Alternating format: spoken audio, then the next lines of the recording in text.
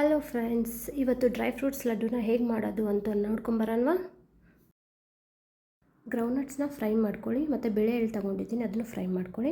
1/2 cup cash, 1/2 cup ಬಾದಾಮ್, 1/2 cup sunflower seeds ಮತ್ತು pumpkin seeds, ಅದಕ್ಕೆ 1 spoon ತುಪ್ಪ ಹಾಕ್ಕೊಂಡ್ಬಿಟ್ಟು ಫ್ರೈ ಮಾಡ್ಕೊಳ್ಳಿ. ಇವಾಗ ಏನೇನು ಪ್ಯಾನ್ ಫ್ರೈ ಮಾಡ್ಕೊಂಡಿದ್ದೀರಲ್ವ ಅದನ್ನೆಲ್ಲ ಮಿಕ್ಸಿ ಜಾರಲ್ಲಿ ಹಾಕಿಬಿಟ್ಟು ಪೌಡ್ರ್ ಮಾಡ್ಕೊಂಬಿಡೋಣ. ನೋಡಿ, ಈ ಥರ ಎಲ್ಲದನ್ನು ಪೌಡ್ರ್ ಮಾಡಿಕೊಂಡು ಒಂದು ಬೌಲಲ್ಲಿ ಮಿಕ್ಸ್ ಮಾಡ್ಕೊಂಬಿಡೋಣ.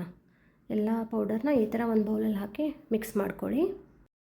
ನಂತರ ಒಂದು ಪ್ಯಾನಲ್ಲಿ 1 ಸ್ಪೂನ್ ಬೆಲ್ಲ, ಅದಕ್ಕೆ ಸ್ವಲ್ಪ ವಾಟ್ರ್ ಹಾಕ್ಕೊಂಡಿದ್ದೀನಿ. ಆಮೇಲೆ ಒಂದು 3 to 4 ಸ್ಪೂನು ತುಪ್ಪ ಹಾಕ್ಕೊಂಡಿದ್ದೀನಿ. ಹಾಕ್ಕೊಂಡ್ಬಿಟ್ಟು ಮಿಕ್ಸ್ ಮಾಡ್ಕೊಳ್ಳಿ. ಇದನ್ನೆಲ್ಲ ಸಿಮ್ಮಲ್ಲೇ ಮಾಡಬೇಕು. ನೋಡಿ, ಈ ಥರ ಬಬಲ್ಸ್ ಬರಬೇಕು.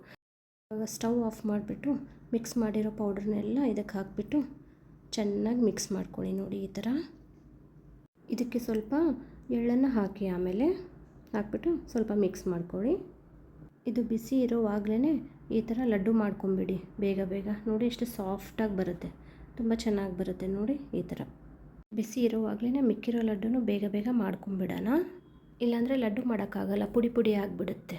ನೋಡಿದ್ರಲ್ವ ಮನೇಲಿ ಸಿಂಪಲ್ಲಾಗಿ ಈಸಿಯಾಗಿ ಹೆಲ್ದಿಯಾಗಿರೋ ಡ್ರೈ ಫ್ರೂಟ್ಸ್ ಲಡ್ಡುನ ಹೇಗೆ ಮಾಡೋದು ಅಂತ.